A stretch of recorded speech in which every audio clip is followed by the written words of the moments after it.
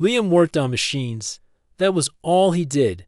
Fix wires, check systems, tighten panels. He was not a soldier, not a pilot, and definitely not a diplomat.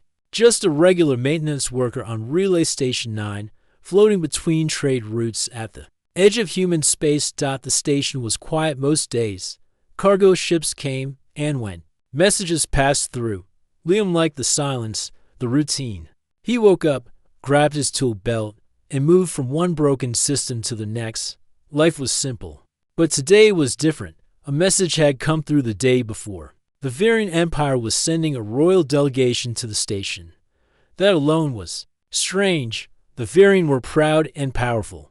They ruled half the sector with sharp minds and even sharper technology. They did not visit human stations for no reason, and they never brought their queen. Yet the message was clear. The queen of the Varian herself was coming. No one knew why. The station went into full preparation mode. Flags were hung. The command deck was cleaned until it shined. Officers lined up in their best uniforms. Liam, of course, thought he would be told to stay away. But instead, he was called to the docking bay. Why me? He asked the assistant who brought the order. No idea, she said. But your name is on the list. You're supposed to stand with the welcoming crew. Liam felt out of place the moment he arrived. The others stood straight and proud. Liam wore his usual gray jumpsuit, hands still stained with machine oil. He tried to wipe them clean, but only made it worse. A long, low hum echoed through the bay. The lights dimmed. The floor vibrated slightly as a large ship approached. It was dark silver and shaped like a crescent moon. No windows. No engines that showed light or fire. It moved like it was floating on thought alone. The ship stopped above the landing platform. A ramp slid out.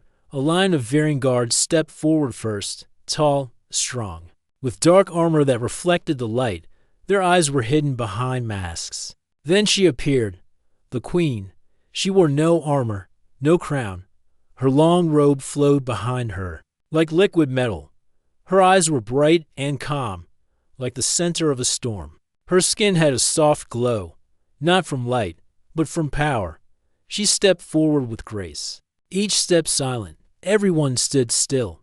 Then it happened. She looked straight at Liam. Not at the station commander. Not at the diplomats. Only at him. Liam felt a chill run down his back. He didn't move. He couldn't. Her eyes were locked on his. And then she knelt. A gasp moved through the crowd. Even the Varian guards froze. The queen of the Varian, ruler of systems, bowed her head to a maintenance worker from Earth. Liam blinked. He looked around, thinking maybe someone else was behind him. But there was no one. Just him and the queen, her eyes still on him, her head still bowed. The station commander stepped forward. Your Majesty, he said, clearly confused. Is everything all right? The queen did not answer him. She raised her head slightly and spoke in her own language. Her voice was calm, but strong. The translator unit in Liam's ear clicked on. She said one word, a word the translator could not process. The commander looked at Liam, then back at the queen. He's not anyone important, he said carefully. He's just a worker. Are you sure? The queen lifted her hand. The commander stopped speaking. She rose to her feet and walked toward Liam. He felt his legs lock in place. His hands started to sweat. He wanted to step back, to say something, but no words came. She stopped just 2 steps away. Then she smiled.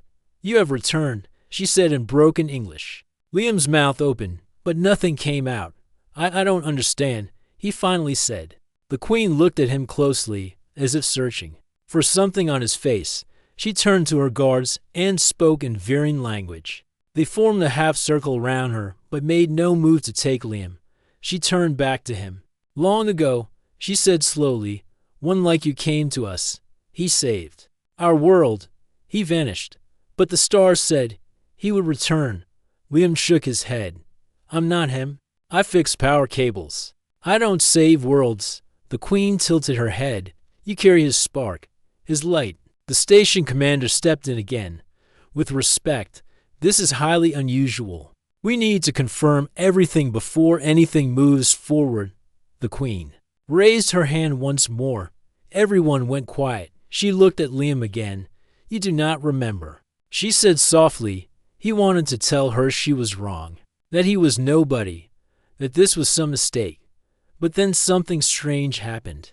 A voice echoed in the back of his mind, a voice that wasn't his own, a whisper. "You are where you began." He took a step back. The voice was gone, just for a second, but it was there. He looked at the Queen. She was watching him with eyes full of something he couldn't name. Not fear, not hope, something older. He didn't know what it meant. He didn't know what any of this meant, but he knew one thing. This day had changed everything. Liam sat alone in the small room on the station. It was cold and quiet. A guard stood outside the door. No one had explained anything to him since the meeting with the Queen. No one told him what to do. He had not even been allowed to return to his workbench. He stared at his hands, still stained from old wires, still shaking a little. The memory of the Queen kneeling played again and again in his mind. Her words stayed with him. "You have returned. You carry his spark." He didn't feel like anyone special. He didn't feel like someone who saved worlds. He was just a worker. Someone who had never left the station since training ended. Someone who fixed broken systems and kept to himself. The door opened. The station commander stepped in. His name was Roland. His voice was sharp, but not unkind. "You all right?" he asked. Liam nodded slowly. "I think so." Roland sat down across from him.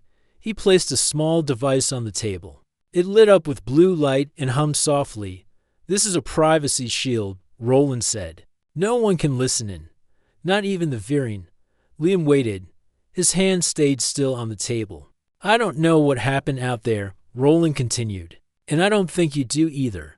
But that Queen, she believes something about you. And now, the whole station is watching." Liam looked down. "I didn't do anything. I was just standing there." "She only looked at you," Roland said. "Not at me. Not at anyone else. Just you." Liam wanted to say it was a mistake. He wanted to believe it was all some strange confusion. But that voice in his head, he could not forget it. It had not been a dream. It had felt real. "There's more," Roland said, his voice quieter now. "The Veering brought a group of their scientists. They say they want to scan your genetics. Look for something they call a soul mark." "A soul mark?" Liam asked. Roland nodded. "It's part of an old Veering legend. A sign passed down in the blood of a being they once followed. A being they believe will return." "I don't have any mark," Liam said. "I'm just me." Roland looked at him closely. "Do you want to get scanned?" Liam paused. "Will it hurt?" "No. It's just light. They said it's safe." Liam thought for a moment, then nodded. "If it helps clear this up, I'll do it." Roland stood. "All right, come with me." They walked through the quiet halls of the station. People stopped and stared as Liam passed. Whispers followed him, faces filled with curiosity. Some with fear, some with wonder. Liam tried to ignore them. They reached the medical room where the Veering team waited. Their suits were smooth and silver, their faces calm and quiet. One of them, a short male with blue lines across his cheeks, stepped forward and bowed. "I'm Ellen," he said. "Thank you for allowing this." Liam nodded. He sat down on the chair as Ellen held up a small device. It glowed soft green and floated above Liam's chest. Lights moved in circles. The machine hummed softly. Then it stopped. Ellen stepped back. He looked at the screen on his wrist. His eyes widened slightly. He turned to the others. They spoke quickly in their own language. Liam waited. After a long moment, Ellen faced him again. "The pattern is there," he said. "It is not exact, but it is a strong match." "What does that mean?" Liam asked. Ellen paused. "It means the Queen was not wrong." Roland stepped forward. "Can you explain it in simple words?" Ellen nodded. "Many cycles ago, a being came to our world during a time of great danger. This being did not look like us, but spoke with kindness and fought with courage. That being had a unique mark in the soul, a shape not seen before or since. It became legend." "And you think Liam has the same mark?" Roland asked. "Yes," Ellen said. "It is inside him, in the deep memory of his body." Liam shook his head. But how? I've never been to your world. Ellen looked at him with respect. Some things pass through time, through space, not in body, but in spirit. We do not always understand it, but we feel it. The Queen felt it the moment she saw you. Liam stood up. His legs felt heavy. His mind was spinning. What happens now? He asked. Ellen looked at the others, then back at Liam. She wishes to speak with you again. Alone. Roland raised a hand. That's not possible. Ellen did not argue. She will wait. Liam looked at Roland. I'll go. Roland frowned. Are you sure? Liam nodded. I want to know what this is. I want to hear what she has to say. Roland gave a short sigh. All right, but I'll be nearby. Ellen led Liam through a quiet tunnel into a private chamber built just for the Queen. 2 guards opened the door. Inside, the room was lit with soft blue light. Long curtains hung from the walls. The Queen stood near a table, her back to him. She turned slowly as he entered. You came, she said. Liam nodded. I want answers. The Queen walked toward him. I will give you what I can. Liam looked into her eyes. Why me? Why now? The Queen raised her hand and placed it gently over his chest. She did not touch him, but he felt warmth near his heart. Because your light has returned, she said, and with it, hope. Liam sat across from the Queen in her private chamber. The room was quiet. The walls were smooth and curved like waves, glowing with soft blue light. There was no furniture except for the low table between them, a silver bowl at the center released. A gentle mist that smelled like fresh rain. The Queen watched him without speaking. Her eyes were calm, but deep with something he could not name. She sat with perfect stillness. Liam shifted in his seat, unsure what to do with his hands. I still don't understand, Liam said finally. Why do you think I'm someone from your past? The Queen tilted her head slightly. Because I feel the same light in you. It is rare. It only comes once in many lifetimes. Liam leaned forward. But I've never left Earth before. I never visited your world. I don't even know your language. The Queen placed her hand over her chest. Light remembers what the mind forgets. Liam blinked. That doesn't make sense. She gave a small smile. Not yet. She stood up and walked to a wall. She touched it with her palm. The wall opened, revealing a small box with strange carvings on the lid. She carried it back to the table and placed it in front of Liam. This is a memory stone, she said. It holds echoes of the past, not just words or images, but feelings. Liam looked at the stone. It was smooth, about the size of his hand, and shimmered like water under moonlight. What do I do with it? He asked. Place your hand on it. The Queen said, let it speak to you. Liam hesitated, then slowly reached out. The moment his fingers touched the stone, a soft warmth spread through his arm. His eyes closed without meaning to dot. Suddenly, he was no longer in the chamber. He stood on a wide field of red grass, a giant sky above him, filled with 2 suns. In the distance, towers rose into the clouds. Round him were beings veering. They stood in circles, singing a deep and strange song.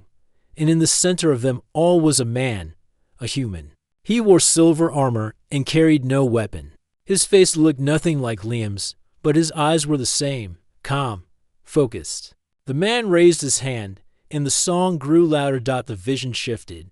Now Liam saw fire in the sky, ships falling, screams in the wind. That same man stood in front of the Queen, young and afraid, but brave. He spoke words Liam could not hear, but they were full of promise. He reached out and placed his hand over her chest. A light spread between them. Then everything went dark. Liam opened his eyes. The stone was cold now. The Queen sat quietly, watching. What did you see? She asked. Liam took a breath. A man. He looked like me, but older, stronger. He stood with your people. He saved them. He helped you. The Queen nodded. That was the one we remember. He came when we needed hope. He disappeared when peace was restored. Liam rubbed his hands together. They still felt warm, but I don't remember any of it, not truly. It's like seeing someone else's life. You carry his light, she said. That is enough. But how can I carry it? Liam asked. I never asked for this. I never trained for it. I don't even know what it means. The queen looked into his eyes. It means you are more than you believe. It means you have a path, even if you cannot see it yet. A soft knock came from the door. One of the Varying guards entered and spoke quietly to the queen. She stood. There is something you must know, she said. Not all in my empire agree with me. Some believe I have been tricked. Some fear what you might become. Liam stood up slowly. Do they want to hurt me? The queen did not answer directly. They want to protect the future. But their fear blinds them. They do not see what I see. Then what do we do? Liam asked. You must learn. The queen said, you must grow, and you must decide. Decide what? Who you are, she said simply, and who you wish to become. Liam walked beside her as they left the chamber. The halls of the Varying ship were quiet and smooth, the floor lit from below. He could feel eyes on him from the shadows, some full of curiosity, others full of doubt. They entered a new room. Inside stood several Varying elders. They wore long robes and strange rings on their heads. Their expressions were serious. This is the human, one of them said. His voice was deep and cold. He is not the same one. Another added, he is weaker. He does not remember. He cannot help us. Liam stepped forward. I'm not trying to fool anyone, he said. I didn't ask for this. But I saw something. I felt something, maybe. I don't understand it yet, but I'm willing to learn. The elders whispered to each other. Then let him prove it, one said. Let him face the trial of memory. The queen turned to Liam. The trial is difficult. It shows you your truth. It does not lie. Liam nodded. I'll take it. You do not have to. She said, I want to. Liam replied, if this is real, if there's something inside me, then I want to see it with my own eyes. The queen gave a slow, proud nod. Then we begin tomorrow, she said. Liam stood in a quiet chamber deep inside the Varying ship. The walls were silver and smooth, and the lights above were dim. A low humming sound filled the space. In the center of the room stood a round platform, glowing with a pale blue light. This was the place of the trial of memory. He had not slept much the night before. His mind was full of questions. What if he failed the trial? What if he was just an ordinary human? What if the queen was wrong? Still, he had made his choice.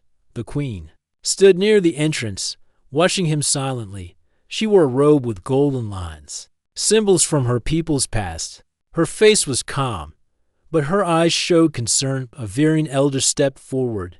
He was tall and thin, his skin marked with dark blue lines. His voice was deep and smooth. The trial of memory shows the truth inside you, the elder said. It brings forward what is hidden, your fears, your strength, your past. Liam gave a small nod. What do I have to do? You must stand on the platform, the elder explained. The stone will read your energy. It will guide your mind through memories, some real, some buried, some not your own. Will it hurt? Liam asked. No, the elder said. But it may change you. Liam stepped onto the platform. The humming grew louder. Lights formed a circle around him. He looked once at the queen. She gave a slight nod. He closed his eyes, and the world disappeared. He opened his eyes to find himself standing in a desert. The sky was green. The sand was red. The air was dry and heavy. Far in the distance, fire burned across the horizon. Ships flew overhead. Some were falling. Some were chasing each other. The sound of battle filled the air. Liam looked down. He was wearing armor, not metal, but something lighter. His hands looked stronger, older. He reached for his side and found a silver band around his wrist. It pulsed with blue light. This was not his body. This was not his time. But it felt real. People ran past him, Varying soldiers. One stopped and called. To him, Commander, the soldier shouted. We are losing the southern ridge. Liam did not answer. He did not know what to say. The soldier looked confused, then ran off. Liam followed him, unsure of what else to do. He climbed a hill and looked down. The view below shocked him. The Varying city was burning. Towers had fallen. Smoke rose into the sky. Strange enemy machines moved through the ruins, firing bright beams at everything in sight. Then he saw her, the queen, not the one he knew, but younger. She stood on a broken platform, trying to help a child escape the rubble. An enemy machine turned toward her, its weapon aimed. Liam ran without thinking. He leaped across broken stones, slid down the hill, and placed himself between the queen and the machine. He raised his wrist. The silver band flashed. A burst of light shot forward, pushing the machine back. The queen looked up, her face full of shock. "You came back," she whispered. Liam blinked. The scene faded. He was now standing in a quiet hall filled with tall glass mirrors. Each mirror showed a different version of himself. One was a soldier. One was an old man. One was a child, crying in a dark room. He walked past them slowly. The mirrors whispered, "You are not enough. You are just a worker. You cannot lead." Liam stopped in front of the mirror that showed his current self. Just Liam, in a simple jumpsuit, greasy hands, tired eyes. The mirror did not speak. Liam stared at it for a long time. Then he touched the glass. It rippled like water. Now he was floating. Stars surrounded him. Planets moved slowly in the distance. He could feel warmth, not from the sun, but from something inside him. A voice spoke, not loud, not soft, just steady. "You have walked before. You walk again." "Who am I?" Liam asked. "You are the bridge, the light that returns when needed." "I don't understand." "You will." The stars faded. Liam opened his eyes. He was back on the platform. The humming stopped. The lights faded. He took a deep breath. His heart beat fast, but his hands were steady. The queen stepped forward. "You saw him," she said. Liam nodded. "Yes, I saw everything. I felt everything." And now, Liam looked around the room. "I don't know who I was, but I know who I am now." The queen waited. "I'm Liam," he said. "I don't have powers. I don't have training. But I care. I protect. I help. That's who I am." The queen smiled. "Then you have passed." The Varian elders bowed their heads. Even the guard by the door lowered his eyes. "You carry the spirit," the elder said. "Not in memory, but in purpose." Liam stepped down from the platform. He still felt unsure, but something inside had changed. He no longer felt like a stranger. He no longer felt like just a worker. The queen placed a hand over her chest. "We have waited a long time for your return." Liam nodded slowly. "Then let's not waste it." Liam stood on the viewing deck of the Varian ship. The stars stretched across the glass like an endless sea. He had passed the trial of memory. But the feeling of peace did not last long. Something had changed, not just inside him but around him. He could feel it. Whispers followed him through the halls. Some Varian guards looked at him with respect. Others avoided his eyes. A few watched him with silent doubt. He had seen their faces. Not everyone believed in him.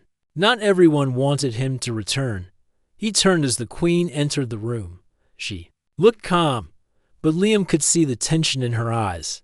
"There's something wrong," he said. She nodded. "A small group among us believes you are dangerous. They say the trial was false, that it was only a trick of the mind." Liam frowned. "Do they plan to challenge me?" "Not openly," the queen said. "But they watch, and they wait. One wrong step, and they may act." Liam looked back at the stars. "What do they want?" "They want safety," the queen replied. "They fear change. They fear the return of someone who might shift the balance of power." Liam took a deep breath. "Then we show them I'm not here to take power. I'm here to help." The queen gave a small smile. "There may be a way. A ceremony is held every cycle. A moment where the leaders of Varian come together. You will be allowed to speak." Liam raised an eyebrow. "Speak to them just like that?" The queen nodded. "It is tradition. You will have a chance to stand before the circle and share your truth." Liam thought for a moment. "When?" "Tomorrow," she said. The next day, Liam stood in the Hall of Circles, a grand chamber built into the heart of the Varian ship. The ceiling stretched high above, covered in soft light. The floor was made of black stone, polished until it reflected everything. Around him stood the Varian leaders, 12 elders, each representing a different world in the empire. Their robes were long, their faces serious. Behind them stood dozens of silent observers, their expressions unreadable. The queen stood at the center of the circle, her voice steady. As she spoke, "Today, we bring forth the one who holds the light of the past," she said. "He is not the same in form, but in spirit, he has walked the path of memory. Now he speaks with his own voice." Liam stepped forward. He felt the weight of 100 eyes on him. His heart beat fast, but he kept his voice steady. "I am Liam," he said. "I'm not a hero. I'm not a warrior. I was a repair worker, a nobody. But I came here and saw something I cannot forget." He looked at each elder slowly. "I saw your world through the memory stone. I saw the fire, the fear, the hope, and I saw someone who stood with you when you had nothing left." One of the elders stepped forward. His name was Valek. He had deep red skin and sharp eyes. "That one is gone," Valek said. "We do not need memories. We need strength." Liam met his gaze. "Then test me, not with war, but with truth. Let me prove I'm not here to lead you. I'm here to stand with you." A quiet murmur passed through the hall. Another elder, a woman named Mayan, stepped forward. "There are those who plan to stop this path, even now. There are whispers of attack." The queen's voice was calm. "Let them speak in the open." Liam turned to her. "What does that mean?" The queen looked at him carefully. "You may face your challenge sooner than expected." Later that day, Liam returned to the queen's chamber. Guards stood at every entrance. The air felt tense. "I don't understand," Liam said. "Why would they fight against peace?" The queen sat by the window. "Because peace built on fear is not peace.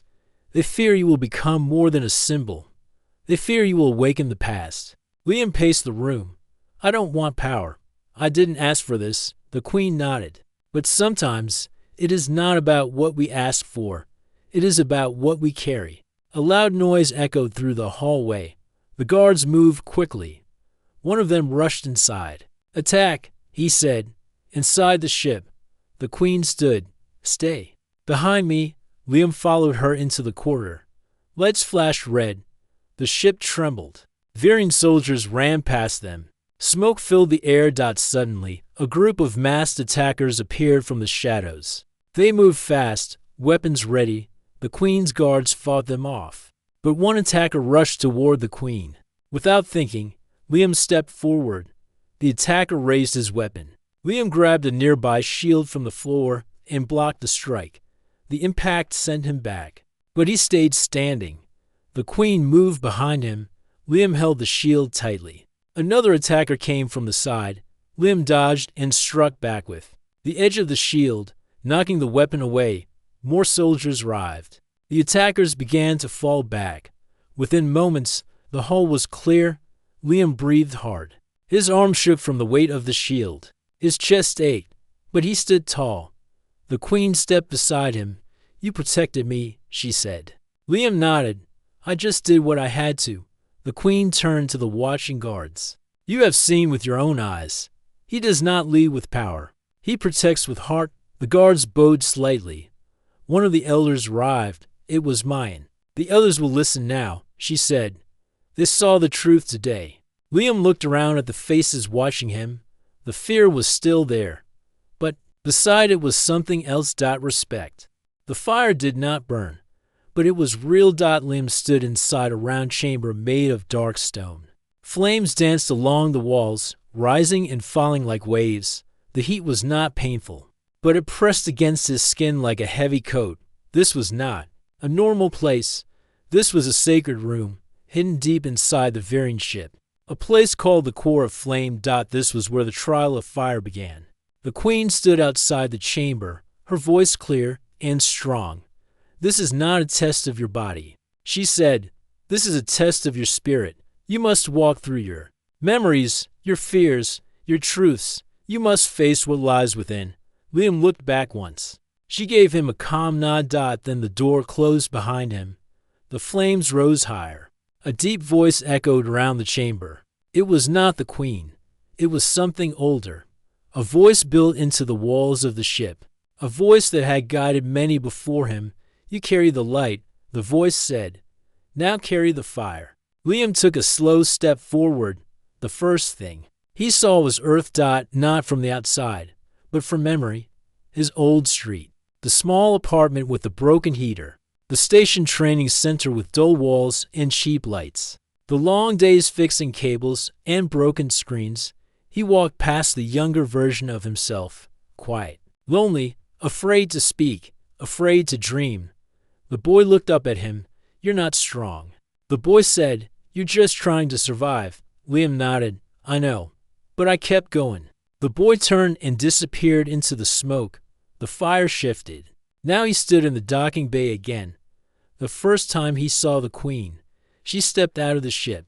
Her guards stood behind her. And then she knelt. Liam watched the moment from the side. He saw himself standing in shock. He heard the whispers, the gasps. Then he heard the doubt. He's no one. He's a mistake. He's not ready. The voices filled the air like dust. Liam stepped forward. I didn't understand back then. But I understand now. The voices faded. Next. He stood on a burning field. The same battlefield from the memory stone. Towers and ruins. Ships falling from the sky. The younger Queen stood behind him, afraid. This time, Liam had no armor, no shield, only his hands. A giant machine rose in front of him. Its metal eyes glowed red. It raised a weapon. Liam stood still. I'm not here to fight for power. He said, I'm here to fight for peace. The machine struck. Liam did not move. The fire swallowed him. When he opened his eyes again, he stood in complete darkness. No stars. No flame. Just silence. He was alone, truly alone. Then the voice returned. You have walked through the past. Now, walk through yourself. Liam closed his eyes. He remembered his fear, his doubt, his confusion. But he also remembered the Queen's words. You carry his spark. He remembered the guards' faces after the attack. He remembered standing in the hall, not as a worker, but as someone who made a choice. And in that moment, light broke. Through the dark, a small flame in the center of his chest. It grew brighter. The chamber around him returned. The fire calmed. The door opened slowly. The Queen stood waiting. Liam stepped out. His body felt weak, but his spirit was steady. The Queen smiled gently. You have passed. She led him to a quiet room where elders had gathered. Their eyes followed him, some with curiosity, some with deep respect. Elder Mind stepped forward. Few complete the trial of fire with an open heart. Many try to be perfect. Few are honest. Liam did not speak. You did not try to be the hero. Mind said, you accepted who you are. That is why you are ready. The Queen turned to the others. Let it be known. He has walked the fire. He has seen the past. He has chosen his path. Liam looked at them all. I'm not here to rule. I'm not here to change your ways. I'm here to walk with you. Elder Valek, who once doubted him, gave a slow nod. You may not carry the name of the one before you, but you carry his courage. The Queen looked proud. The next step is yours. Later that evening, Liam stood once again on the viewing deck. The stars were quiet. The ship no longer felt like a stranger. It felt like part of his story now. The Queen joined him. You faced your truth, she said, and now they see it too. Liam nodded. I didn't expect this, not any of it. She looked out at the stars. Sometimes the stars guide us before we understand the path. He turned to her. What happens next? She looked at him carefully. That choice is yours. You may return to your world, or you may stay and help build a bridge between ours. Liam stayed silent for a while. I came here thinking I was nobody, he said. But maybe being nobody was the reason I saw things clearly. The Queen smiled. And now you are something more. Liam nodded slowly. He didn't have all the answers, but he had found his place, and for now, that was enough. Liam stood in silence as the veering ship moved slowly toward Relay Station 9. Stars passed across the wide glass of the viewing deck, but he barely looked at them. His thoughts were full. So much had changed in a short time. He had come from a simple life, one of quiet repairs and silent walks between machines. Now, he had passed trials, stood before leaders, and protected a queen. And now he was going back. The queen walked beside him. She wore no crown, no heavy robe, just a simple wrap of soft blue cloth. Yet her presence was powerful, like the calm before a strong wind. "You don't have to return," she said. "I know," Liam replied, "but I have to make things right." The queen gave a soft nod. "Your people need to understand what has happened. I need to understand it too," Liam said. She placed her hand gently on his shoulder. "We will wait. The bridge you build is strong. When you are ready, you can return." Liam gave a small smile. "Thank you." The ship landed on the outer deck of the station, the same deck where everything had started. Liam stepped out alone. A few officers were waiting, unsure how to act. They had heard the news, seen the recordings, but they still looked at him as if he was a puzzle they couldn't solve. Roland, the station commander, stepped forward. "You've been busy," he said. Liam gave a light shrug. "You could say that." Roland led him through the station. The lights were the same. The air smelled like oil and wires. But something felt different. People stopped to watch as Liam passed. Some nodded. Others simply stared. There were no angry words, no loud questions, only quiet respect. Inside the command center, Roland sat across from him. "So," Roland said, "you stood before their elders. You passed something called the Trial of Fire, and you stopped a group of armed rebels using nothing but a shield." Liam looked down. "It wasn't about being a hero. I was just there at the right time." Roland leaned back. The queen called, "You a symbol, a return of something old. Do you believe it?" Liam paused before answering. "I believe I carry something, not because I'm special, but because I chose to face it." Roland nodded slowly. "You've changed. So has the way people look at me," Liam said. "They don't know how to place you anymore." Roland said, "You were a worker.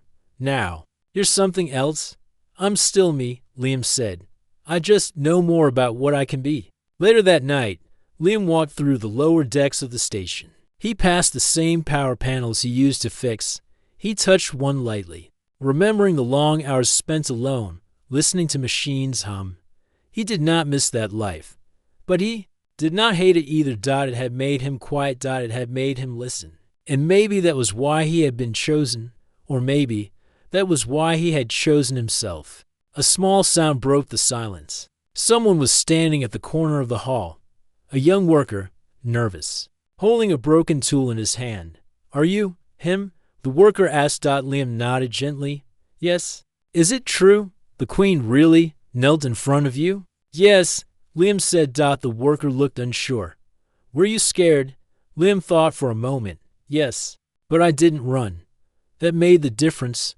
The worker nodded slowly, then walked away. Liam watched him go, a quiet smile on his face. 3 days passed. Liam gave a short report to Earth Command. Most of it was recorded by drones. He left out the personal parts, the memories, the feelings, the voice in the dark. Some things could not be explained with words.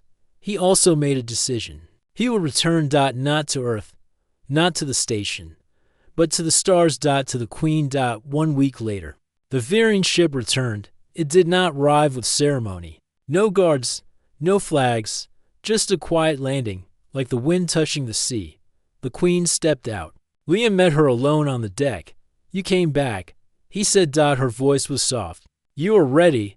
He looked around once, then toward the stars. "There's still more to learn." "There always is," she replied. He followed her onto the ship, this time not as a stranger, not as a guest, but as something new. As the ship moved away from the station, Liam looked through the glass. He saw his old life growing smaller behind him. He turned to the Queen. "Do you think he really lived? The one from the memory?" She nodded. "He lived, and he passed his fire to you." "Then what happens now?" Liam asked. She looked at him with calm eyes. "Now, we build a future together, somewhere deep in the ship, in a room full of quiet light." A small flame burned in a silver bowl. It never flickered. It never faded. And it burned only for those who had faced the truth and walked through fire. Liam was one of them now, and his journey was just beginning.